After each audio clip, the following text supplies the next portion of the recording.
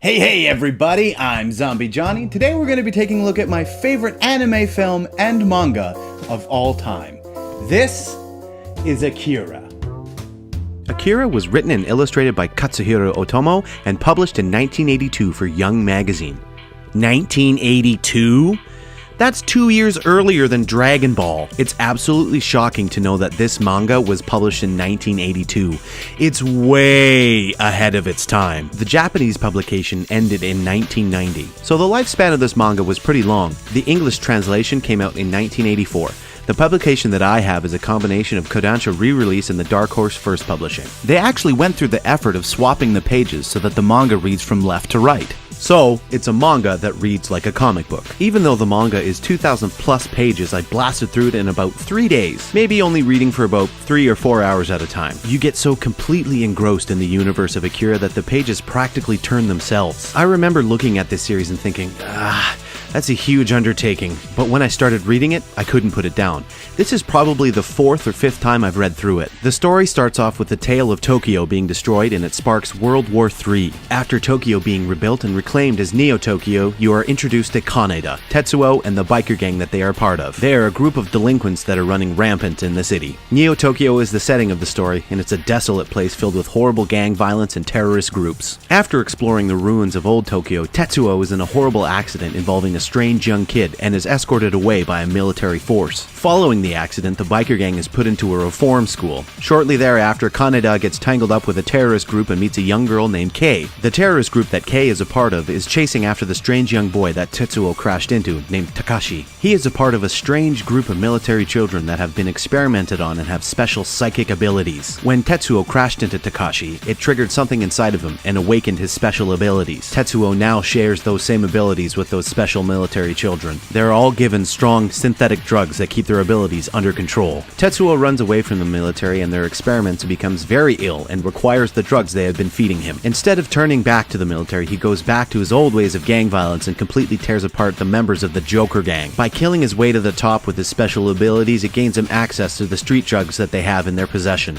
The Joker gang then makes a highly potent, highly pure version of the street drugs to curb the sickness that comes with the awakening of Tetsuo's psychic abilities. Kaneda gains wind of Tetsuo's misbehavior and needless violence and decides to dethrone him from his gang violence drug-fueled high horse. This doesn't end up well with the military and Kaneda's gang after Tetsuo. There is a lot of casualties in this battle between the three forces, including what might be the most iconic panel of the Akira manga series, Kaneda's close friend Yamagata. After Yamagata is killed by Tetsuo, Kaneda vows to bring an end to Tetsuo and his teen angst-fueled power trip. This is where the long and complicated story begins. If there is one thing that Akira suffers from, it's the crazy intertwining plots. There is a very large cast of characters and they are all constantly in and out of each other's stories. Otomo had written many characters that all play an important part in the greater story, and Otomo never forgets the importance of their roles. There is a constant switch between all the storylines and I feel it's very sporadic at times, swapping between stories from page to page. It's a constant battle between which story is most important at the time. With many characters that are spread all the way across Neo-Tokyo, it's understandable why there are so many happenings at once, but it's just a little dizzying sometimes. The way Otomo tells his stories, it always allows for room. By that I mean there are a lot of panels, pages, and let alone entire sections of the comic that are completely wordless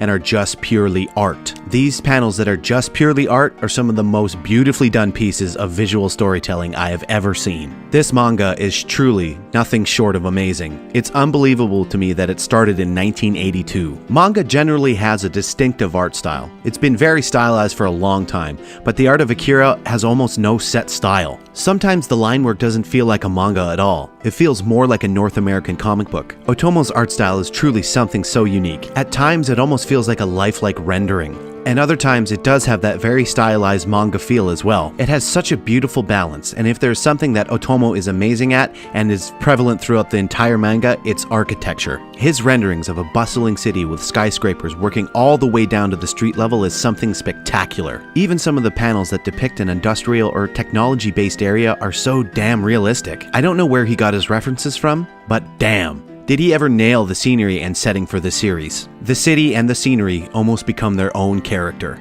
When talking about Akira, you can't pass over the monumental achievement that is the Akira animated film. The manga was a game changer in the manga comic book world. The movie was a game changer in the film world. The movie was a spectacular marvel of animated film. It used many experimental techniques that completely changed the way animated film was done. The film has a pre-scored soundtrack and pre-scored dialogue. This was a first for Japanese animated film. Being able to sync the mouth movements to the voice actor's dialogue was not something that was done before in anime films. Otomo wrote and directed the film. So really, even though the film is quite a bit different from the manga, it was still created by Otomo. It reminds me something similar to The Walking Dead. Robert Kirkman is writing the Walking Dead comic and the show at the same time, making the timelines of the show and the comic weave in and out of one another, but never making a carbon copy. It's a great way to keep both medias from spoiling one another. I feel the same way about the Akira manga and film. The film came out in 1988. This was 2 years prior to the ending of the manga.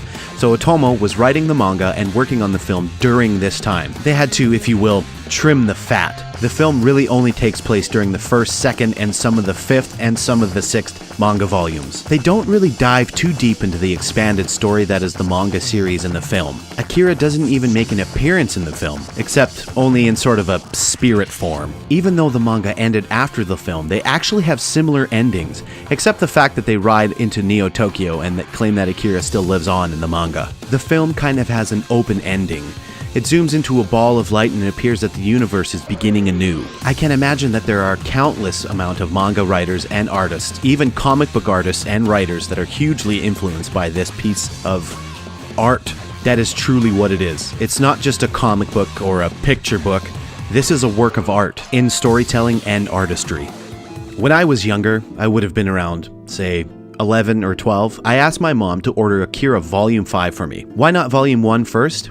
Because I was so obsessed with Tetsuo's transformation that I had to have Volume 5 first. This volume is well loved. I mean, I carried it around with me everywhere for ages and read it countless times. After that, I went to the city years later and bought Volume 6. I was only maybe 16 or 17 when I bought Volume 6. Then, when I moved to the city to go to college, that's where I bought the rest of the Kodansha re-releases. I bought Volumes 1 through 4 all on the same day back in 2010. Ever since then, my Akira collection has slowly grown. I only have a few pieces, but I really cherish them. I have a few copies of the film, including the 25th anniversary and the 30th anniversary edition Blu-rays, the amazingly done McFarlane toys of Kaneda and Tetsuo, this theatrical poster, and one of my prized possessions, this, the Akira Club book. This is a collection of pieces covering from the development stages of Akira all the way to the film and the final pieces of the manga. This was really the first anime obsession I had. Of course, I had watched Toonami and seen plenty of anime prior to watching this film,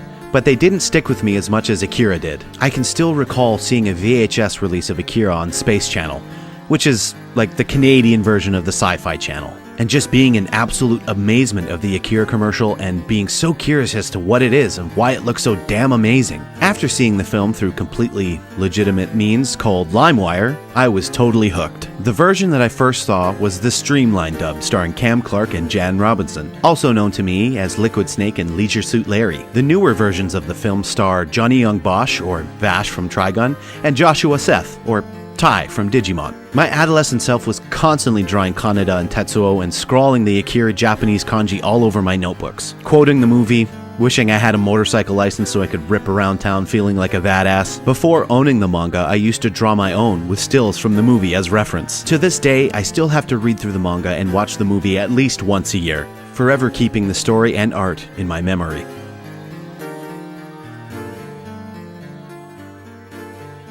Total page count, 2,186. Total volumes, 6. Total score, you know that I'm going to say this is a must-own series.